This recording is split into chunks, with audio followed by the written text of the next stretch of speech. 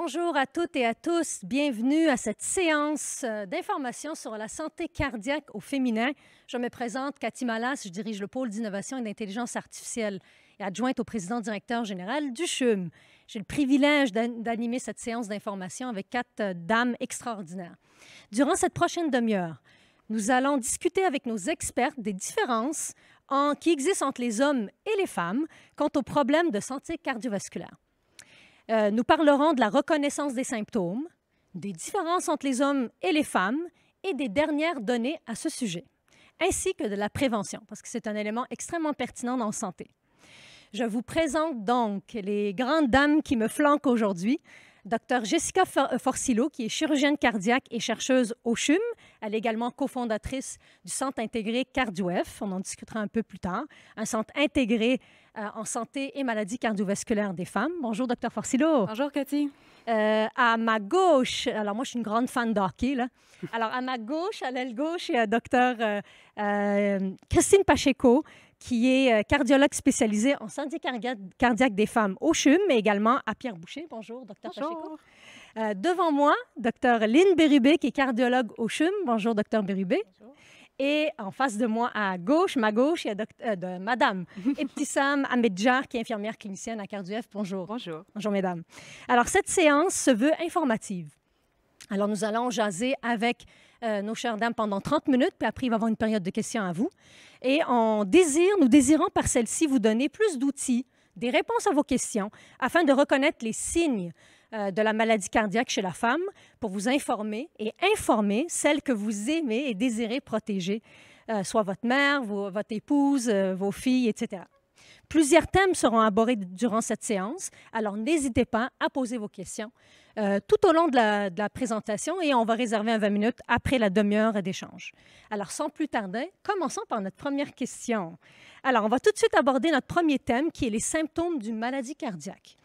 On entend souvent que les symptômes éprouvés par les femmes peuvent être différents de ceux des hommes lors d'un événement cardiovasculaire. Ces différences peuvent avoir des conséquences majeures. Car les données nous montrent que les symptômes d'infarctus passent en dessous du radar chez jusqu'à 50 des femmes. Ebtissam, quelles sont les particularités des symptômes cardiaques chez les femmes? Merci beaucoup. Effectivement, il y a beaucoup de femmes qui passent sous le radar en ce qui concerne les symptômes d'une crise cardiaque. Et ça, c'est dû principalement au fait que le tableau clinique qu'ils présentent est un petit peu différent, il est moins typique que le tableau clinique que les hommes présentent. Donc, un homme, quand il se présente à l'urgence, il a mal à la poitrine, il y a une douleur qui irradie vers le cou, vers le bras gauche, il est parfois nauséeux.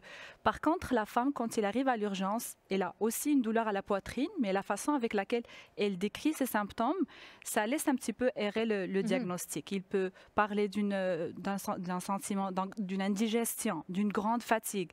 Il peut parler aussi des troubles de sommeil. Tout ça, c'est des symptômes avant-coureurs, mais que les femmes, étant donné le stress et toute la charge mentale qu'ils vivent dans la société, ils mettent ça plus sur l'épaule de la vie quotidienne et ils ne pensent pas en premier lieu à la crise cardiaque. Donc, ce qui fait que la patiente, premièrement, il consulte plus tardivement que les hommes. Et aussi, la prise en charge est moins de bonne qualité, ça veut dire que les investigations se font moins vite que les hommes et le traitement aussi se met en branle moins rapidement. Les symptômes spécifiques aux femmes, c'est plus la fatigue, les problèmes de sommeil, on a dit que l'anxiété, mais c'est des symptômes qui sont nouveaux. Ce n'est pas comme une fatigue qui est déjà instaurée. Donc, c'est ça en général les symptômes que les femmes présentent, en plus bien sûr de tout ce qui est classique avec la crise cardiaque. Super. Deuxième question pour Dr Pacheco. Les femmes ont des facteurs de risque de maladies cardiovasculaires qui sont propres à elles tout au long de leur trajectoire de vie. Pouvez-vous élaborer sur cette question-là? Tout à fait, merci. Effectivement, les femmes ont leurs propres facteurs de risque à elles, compte tenu que ce sont des femmes. Juste avant, j'aimerais aussi élaborer sur le fait que les femmes, avec les facteurs de risque traditionnels de la maladie cardiovasculaire, elles ont parfois un risque accru. En fait, par exemple, la femme qui fume la cigarette va avoir 7 fois plus de risque d'avoir un problème cardiaque. Et les femmes qui ont un diabète sont plus à risque que leurs confrères masculins d'avoir un problème cardiaque, 2 à 4 fois plus. Donc, une fois qu'on parle de ces facteurs de risque-là dits plus traditionnels, il y a aussi plus récemment des données qui montrent que les femmes ont leurs propres facteurs de risque. On pense à tout ce qui s'est passé pendant la grossesse, des complications cardiovasculaires de la grossesse. La grossesse, en fait, c'est notre première épreuve d'effort physiologique, si on veut. Le débit cardiaque augmente de 50 la fréquence cardiaque augmente de 20 battements par minute. Tout ceci pour vraiment soutenir le bébé en développement. Et ça peut à la fois démasquer des maladies cardiaques existantes qui n'étaient pas connues, des problèmes de valves ou des problèmes de muscles du cœur affaiblis. Mais les complications pendant la grossesse, la haute pression pendant la grossesse, la prééclampsie, le diabète ou les naissances prétermes avant 37 semaines, ça peut compliquer la grossesse, mais aussi être signe avant-coureur de problèmes plus tard. D'où l'importance de se faire suivre lorsqu'on a eu ces diagnostics-là, de faire de la prévention. Les femmes aussi, d'autres choses chez les femmes qui peuvent augmenter leurs facteurs de risque, finalement. La ménopause qui arrive trop tôt, avant 40 ans, et également certains problèmes de fertilité. Parlons maintenant des mécanismes de l'infarctus qui sont différents chez les hommes versus les femmes. Donc, les femmes, en fait, elles vont plus souvent avoir des maladies un petit peu plus rares et un petit peu plus difficiles à diagnostiquer sur des examens conventionnels. On est habitué à bien voir un gros bouchon de cholestérol dans une artère. Mais les femmes ont souvent des trouvailles qui sont un petit peu plus subtiles. Des petites plaques de cholestérol, des petits thrombus, des spasmes dans les artères ou des problèmes dans les petites artères qu'on ne voit pas bien sur nos examens conventionnels. Un diagnostic qui arrive de façon majoritaire chez les femmes, en fait 90 des cas sont diagnostiqués chez les femmes, est la dissection spontanée coronarienne. Donc, c'est une cause d'infarctus, mais ce n'est pas suite à un bouchon de cholestérol qui va bloquer une artère. C'est suite à une déchirure qui survient de façon spontanée dans une artère et qui empêche le sang de bien circuler, qui crée donc un infarctus. On ne comprend pas tout à fait pourquoi ça arrive chez les femmes. On sait qu'il y a certaines maladies qui causent une fragilité des artères, qui vont prédisposer à faire cette maladie-là. Les changements hormonaux aussi sont associés à cette maladie-là suite à un accouchement, par exemple. Mais il reste des cas encore qui sont mal expliqués. D'où l'importance de la recherche. Tout à fait. Un peu plus tard. Merci beaucoup. Alors, la prochaine question est pour Dr Bérubé. La mortalité suivant un événement cardiovasculaire chez la femme est plus élevée que chez les hommes, voire 2 fois plus? Oui, en fait, on a remarqué que le nombre de patients avec maladie coronarienne chez les femmes, particulièrement, augmente à travers le monde. Mais pas seulement le nombre de cas, mais la mortalité aussi augmente.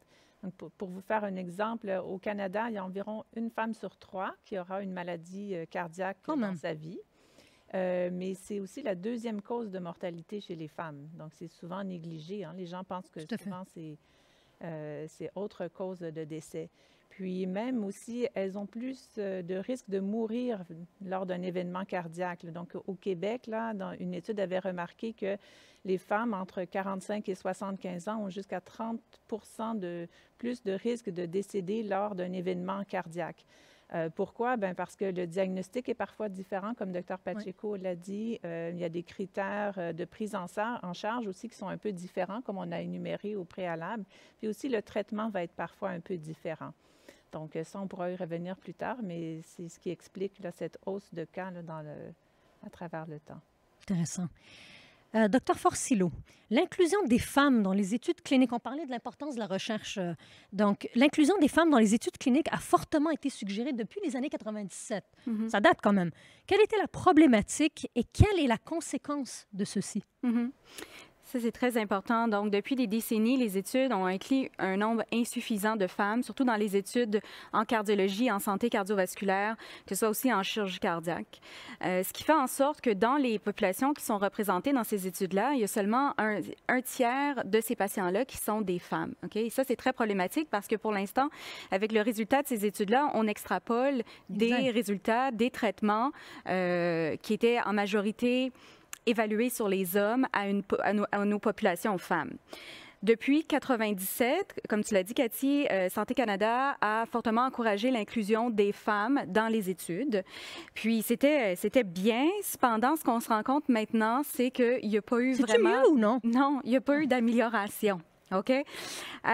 Donc, c'est assez important, justement, de se pencher sur la question. Puis, il y a aussi les instituts en santé en recherche en ce moment au Canada qui, pour attribuer le financement, donc on sait que c'est important le financement pour la recherche, exigent l'équité entre les sexes là, pour attribuer justement ce financement-là. C'est que ça, c'est un bon pas de l'avant. C'est un incitatif. Absolument. Puis, ce qui pourrait aussi, tu sais, des pistes de solutions qui pourraient être envisagées, c'est d'intégrer probablement des facteurs de risque spécifiques aux femmes dans les critères d'éligibilité ou d'inclusion de ces études-là, justement, ou faire en sorte qu'il y ait de plus en plus de femmes chercheurs, tu sais, en tête de ces projets de recherche-là également, là, Tout à fait. pour sensibiliser. Des résultats différents sont remarqués post-chirurgie cardiaque. Vous êtes chirurgienne cardiaque, donc pouvez-vous m'expliquer ces différences de résultats-là? Absolument. C'est un peu troublant quand on regarde aussi la littérature en chirurgie cardiaque. C'est sûr que dans toutes les études, être une femme, c'est un facteur prédictif indépendant de mortalité et de complications post-op de chirurgie cardiaque. Puis ça, c'est pas seulement dans une procédure, c'est autant quand on fait des pontages pour la maladie coronarienne, les maladies valvulaires, les anévrismes de l'aorte, le renflement de l'aorte qui commence à dilater, les maladies cérébrovasculaires, là, quand on rentre dans les problèmes neurologiques également, et la maladie vasculaire périphérique. Donc, c'est attribué à quoi? Comme on le dit, principalement par le retard de diagnostic ou des traitements à la base qui sont sous-optimaux, qui vont peut-être mener jusqu'à avoir une chirurgie de cette façon-là. Mais aussi, c'est l'anatomie des femmes qui est différente. Donc, nous, quand on fait des pontages, les artères des femmes, souvent, sont plus petites, plus friables. Donc, on coud dans des conditions qui sont un petit peu sous-optimales. Est-ce que ça a un effet par rapport à la durabilité à long terme des pontages? Certainement, ça augmente la mortalité. Et aussi, par rapport aux procédures, quand on change une valve, bien, les femmes, on a des aortes qui sont plus petites, des anneaux plus petits, qui requièrent parfois des élargissements, donc des procédures qui sont plus complexes. Alors, c'est important la recherche, c'est important aussi de voir, d'inclure des patientes femmes dans la recherche sur les nouvelles technologies également pour savoir s'il y aurait des technologies, des options thérapeutiques qui seraient moins risquées ou qui procureraient des résultats meilleurs à plus long terme justement chez les femmes. On va revenir à Dr Pacheco. Alors, depuis la COVID, avez-vous remarqué une différence entre la survenue d'événements cardiovasculaires entre les hommes et les femmes? Donc, on sait que la COVID a chamboulé à peu près toutes nos vies. Oui. Et certaines données nous suggèrent que ça a affecté davantage les femmes. Les femmes sont plus souvent des travailleuses de première ligne, sont plus souvent responsables des charges domestiques. Et également, tu sais, on ajoute une femme qui fait du télétravail, qui a les enfants en école à distance. Et on voit vite comment le niveau de stress psychologique a beaucoup augmenté pendant la pandémie. Le stress, on sait qu'il est un facteur déclenchant de certaines maladies cardiaques, spécifiquement chez les femmes. Un exemple de une maladie comme ça est la cardiopathie de stress. Donc, c'est une pathologie qui est diagnostiquée à 90% chez les femmes. Et en fait, c'est une réaction physique à un stresseur le plus souvent émotif. Donc, une tragédie, une mauvaise nouvelle, une chicane, par exemple, c'est tous des déclencheurs potentiels de cette maladie-là. Et ce qui arrive, c'est que le cœur, il devient littéralement brisé. Il ne pompe pas comme il faut. Et ça peut parfois être dramatique. Ça récupère, mais à long terme, le devenir de ces femmes est quand même moins bon que la population générale. D'où l'importance de garder cette maladie en tête et de bien faire des études pour mieux la comprendre. Et il y a des données qui montrent que cette maladie-là, elle va augmenter lors des désastres naturels, par exemple, un ouragan, un tremblement de terre. Plus chez les femmes que chez les hommes? Plus chez les femmes que chez les hommes. C'est une maladie qui est diagnostiquée beaucoup plus chez les femmes.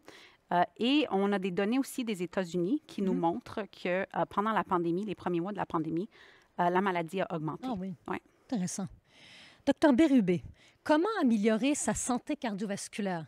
Qu'est-ce que la prévention primaire et secondaire? Pourriez-vous nous donner des trucs, des exemples concrets pour l'améliorer et empêcher ainsi les événements? Bien, en fait, on sait qu'en contrôlant les facteurs de risque de maladies coronariennes et cardiovasculaires, on peut diminuer jusqu'à 80 des cas. Quand même. Donc, et c'est souvent par des méthodes qui sont plutôt simples, mais Comme? qui demandent un investissement, comme bouger. Il faut bouger. Donc, c'est ça qui est le plus important. Donc, on a remarqué que les gens sont de plus en plus sédentaires, particulièrement les femmes. Donc, au Québec, les femmes sont très sédentaires et le fait de bouger, contrôler les facteurs de risque, aller voir notre médecin et avoir un bilan de santé annuel peut aider à diminuer ces risques. Donc, À part bouger, est-ce qu'il y a autre chose? Mais si je peux ajouter, l'année passée, justement, de façon virtuelle, on avait eu une belle conférence avec Dr. Oui. Pascal Lehoux, qui est une des psychologues au CHUM. Puis je crois qu'elle est encore disponible, cette présentation-là, sur la gestion du stress. Très important, donc stress relié à certaines maladies cardiovasculaires reliées aux femmes, mais stress dans la vie de tous les jours aussi. Donc c'est une autre façon de faire. Y en a-t-il un troisième truc? Aussi, la gestion, aussi arrêter le tabac et le vapotage. On sait maintenant, c'est prouvé scientifiquement que juste 2 jours après l'arrêt du tabac, notre risque d'avoir une crise cardiaque chute. Donc, ça aussi, limiter aussi la consommation de l'alcool. Alors, bouger, gérer son stress, diminuer la consommation de tabac et Non, d'alcool. Arrêter le Arrêtez. tabac et diminuer la consommation de l'alcool. Oui, arrêter le tabac, diminuer la consommation d'alcool. Merci, Madame Amédia. Et l'alimentation, bien sûr, suivre le guide canadien de l'alimentation. Et l'alimentation, bien Donc, manger. privilégier les légumes, les fruits, limiter les produits transformés. Ça aussi, ça ne peut pas nuire à la santé, c'est Non, sûr. évidemment, évidemment. Merci, Madame Amedja. Merci. Alors, question pour Dr. Forcillo. Quel est le but? Alors, je suis particulièrement fière d'avoir accompagné ces 4 femmes-là dans la création du Centre intégré CardioF. Alors, quel est le but du Centre d'expertise de la santé et des maladies cardiovasculaires de la femme et quelle est la mission de CardioF? Exactement. C'est vraiment un projet. Là, on est tous ici, on est cofondatrices de ce centre intégré-là. Puis on aimerait encore te remercier, Cathy, pour ça, remercier le CHUM et remercier également nos généreuses donatrices là, qui supportent la partie recherche. Très important. Donc, CardioF a vu le jour fin janvier 2021. Et c'est un centre intégré qui dessert les soins et services, la recherche, l'innovation, la prévention, l'éducation, puis la sensibilisation en faisant des activités comme celle d'aujourd'hui. C'est un centre en partenariat avec les patientes. C'est transdisciplinaire, donc on est au CHUM, on a accès à diverses spécialités, donc beaucoup d'entre elles sont impliquées au sein de CardioF. Donc, principalement, c'est ce qu'on fait, c'est notre mission. Puis vraiment, on veut devenir des leaders régionaux en santé cardiovasculaire des femmes, comprendre ce qu'on ne comprend pas, collaborer avec des groupes là, à travers le Canada, puis on a des connexions à travers le monde également. Donc, c'est CardioF. Là, on a du temps. Là. Mes collègues en haut me disent de ralentir le débit. Donc, merci pour le cue. Pouvez-vous me partager ce qui vous a inspiré à lancer CardioF? Peu importe qui. Qu'est-ce qui vous a inspiré? En fait, c'est quelque chose qu'on avait en tête depuis très longtemps, de par ce qu'on lisait dans la littérature, de par les différences qu'on remarquait dans notre clinique entre les hommes et les femmes, dans nos projets de recherche également. Il y avait un manque où regrouper vraiment l'expertise, de ne pas travailler en silo, chacune d'entre nous ou avec d'autres centres à travers le Canada, puis vraiment de regrouper cette expertise-là au sein d'un même et unique centre où une femme peut passer à travers CardioF et avoir accès à tous ces services-là, puis essayer aussi que cette patiente-là, là, on l'inclut dans notre plan de traitement, puis on enrichit aussi ses connaissances au sein de ça pour qu'elle puisse prendre sa santé cardiovasculaire, sa santé globale aussi en main. Qu'elle soit actrice de sa santé. Exact. Dr. Pacheco, qu'est-ce que les patientes vous disaient? C'est justement comme Dr. Forcillo le disait, la patiente est vraiment au centre de notre mission et c'est des patientes qui nous ont inspirés aussi à former CardioF, des patientes qui arrivent devant nous, qui ont les diagnostics que j'ai mentionnés, qu'on n'a pas trop de données, on ne sait pas trop comment les traiter, puis elles veulent des réponses, puis on n'avait pas nécessairement toutes ces réponses-là. Fait que pour aider à mieux les traiter, à mieux les diagnostiquer, à mieux les soutenir aussi après un événement, c'est tout ça qui nous a inspirés, entre autres, pour fonder CardioF. Oui. Chers membres du public, je vous invite à poser des questions. Là, j'en vois déjà 5. Donc, je vais poser une dernière question à mes 2 consoeurs en face de moi.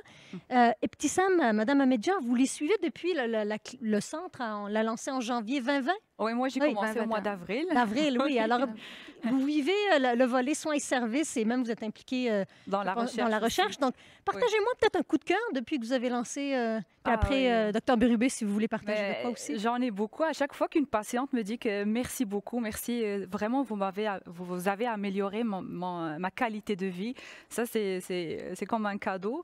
Parce que ce qui est différent entre un suivi normal avec un cardiologue et le suivi en cardio-F, c'est qu'on est toute une équipe qui suit la patiente. Il y a le cardiologue, il y a moi qui fais le suivi par la suite, qui fait la sensibilisation, on fait de l'information, on fait de l'éducation. Aussi, il y a le centre cardio préventif, on a le service d'un psychologue. Donc, la patiente se sent vraiment entourée, ils ne se sentent pas laissés à eux-mêmes. Et surtout parce que les femmes avec ce genre de problème cardiaque, ils n'ont pas beaucoup d'antécédents, donc ils perdent un petit peu la confiance en elles-mêmes, ils ne savent pas comment reprendre les activités de chaque jour. Donc nous, on est là pour les soutenir, pour leur dire que la vie continue, là, on est là pour vous. Dr Bérubé, comment ça a été reçu par vos collègues cardiologues au sein du service?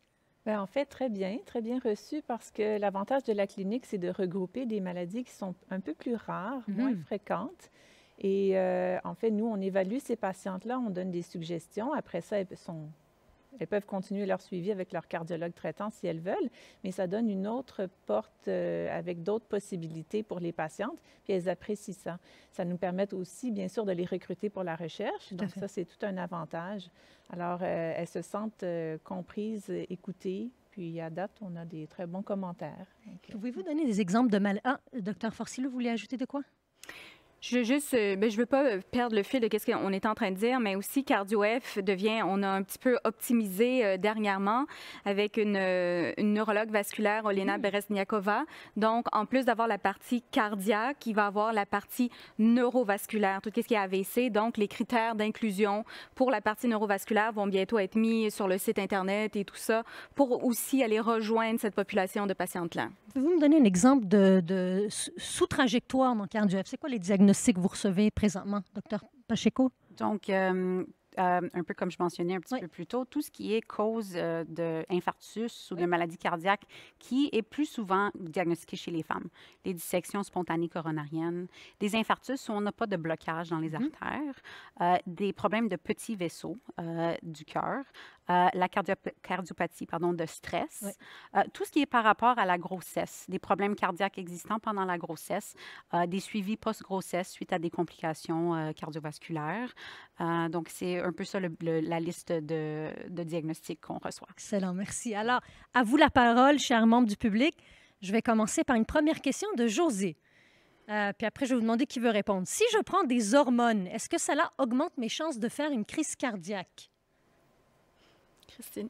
Donc, c'est une très bonne question. Il y a eu beaucoup d'études et de contre-études sur l'hormonothérapie. Donc, en fait, l'hormonothérapie est recommandée vraiment pour le traitement, et on parle bien de l'hormonothérapie après la ménopause, là, pour le traitement des symptômes de ménopause. Donc, il n'est pas recommandé de prendre des hormones pour faire de la prévention cardiovasculaire. On a même pensé à ça à la fin des années 90. Et on a fait une étude, puis en fait, ce qu'on a vu, c'est que ça semblait en fait augmenter le risque d'avoir un problème cardiaque. Mais attention, dans cette étude-là, ils ont pris des femmes qui avaient déjà eu une ménopause il y a plus que 10 ans. Qui ont donné des hormones, probablement une population qui était peut-être trop à risque pour en recevoir. Donc, les recommandations actuelles pour l'hormonothérapie, c'est pour traiter les symptômes, principalement les chaleurs, et d'utiliser la plus petite dose requise pour le moins longtemps requis et de généralement pas dépasser 5 ans de traitement. Super. Deuxième question d'une autre Josée, mais du M. Pouvez-vous, s'il vous plaît, répéter les signes avant-coureurs pour les femmes? Allez-y, Madame Amedja. Donc, on a parlé de la fatigue, une fatigue exagérée, des troubles de sommeil, une sensation d'indigestion, mais qui se répète, de l'anxiété, mais comme une crainte, mais qui n'est pas expliquée, quelque chose de nouveau. Qu'est-ce qu'on peut avoir aussi? Je ne sais pas si j'ai oublié quelque chose là. Je crois Oui, que c'est ça. c'est bon? En général, Il y c'est a- ça. Excellent. Dans les signes avant-coureurs, qu'on dit les troubles de sommeil, ça peut être des éveils fréquents Oui, des pendant la éveils. nuit ou ça peut être de l'insomnie également. Exactement. La manifestation, quand on parle de manifestation qui est différente, c'est probablement le fait que les femmes l'expriment de façon différente. Donc, Intéressant. c'est une douleur, comme l'homme va dire, j'ai une douleur, ça me serre, ça irradie. La femme va sentir plus comme ça brûle. Tu sais, ça va juste être verbalisé de façon différente, mais pour une même douleur également.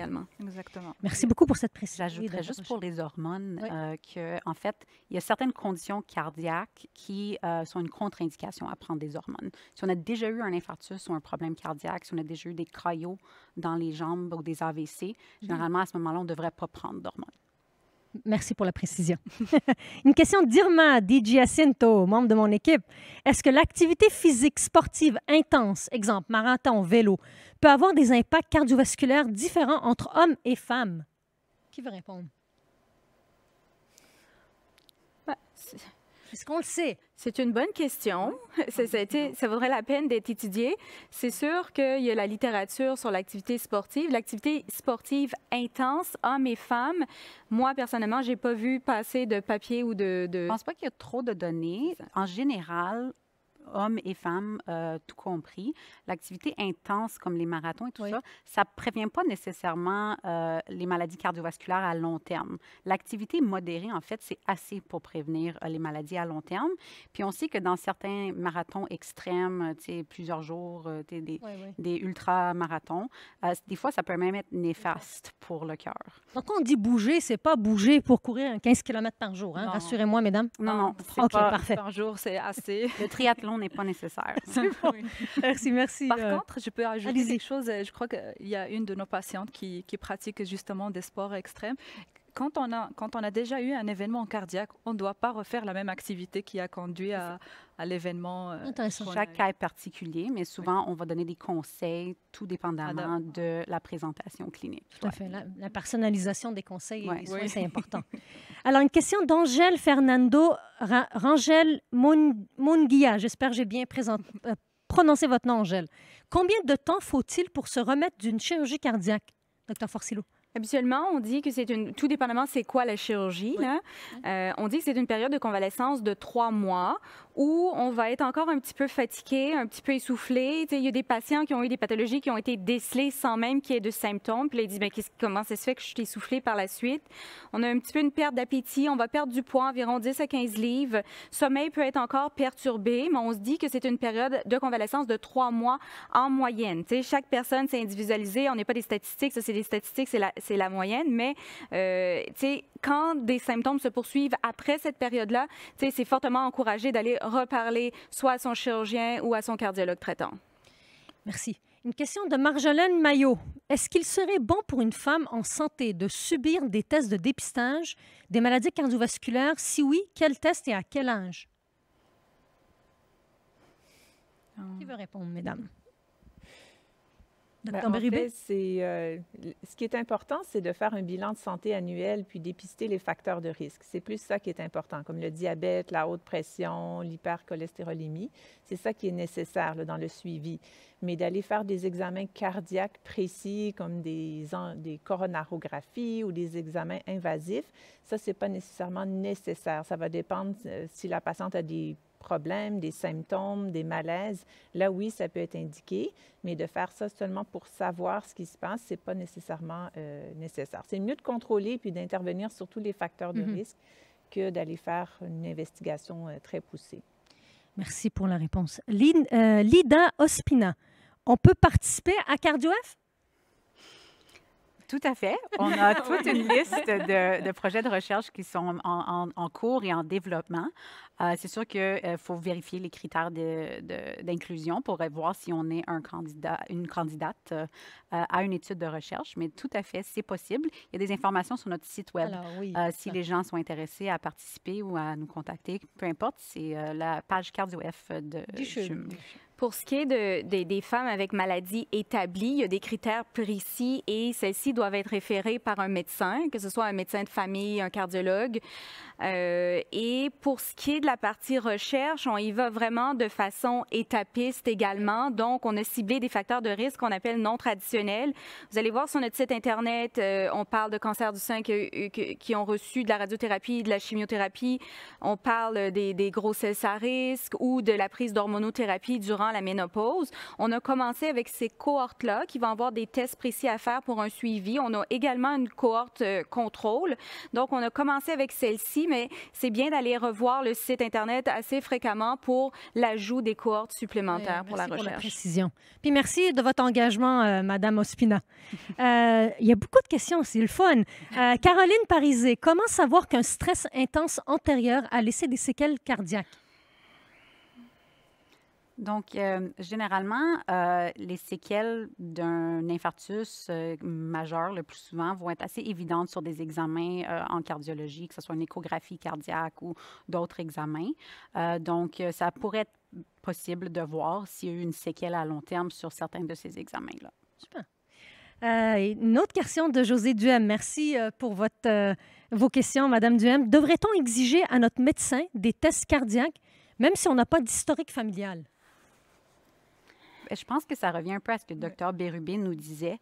En fait, si on n'a vraiment pas de symptômes, la meilleure chose et la chose la plus payante à faire, c'est d'aller chercher ces facteurs de risque-là traditionnels et même de parler justement, si on a eu des problèmes dans la grossesse, par exemple, de se faire vérifier un bilan de facteurs de risque. Prendre la pression artérielle une fois par année au moins avec leur médecin, vérifier les taux de sucre et de cholestérol dans le sang et aussi adhérer à tout ce qui est prévention, la bonne alimentation, ne pas fumer, faire de l'exercice. C'est vraiment ça qui est le plus payant, qu'on n'a pas aucun symptôme dépisté. Comme Dr Bérubé l'a dit, ce n'est pas nécessairement indiqué d'aller faire des examens juste pour faire des examens quand les gens sont asymptomatiques. Tout à fait. Peut-être dernière question. Y a-t-il une différence entre genre et sexe?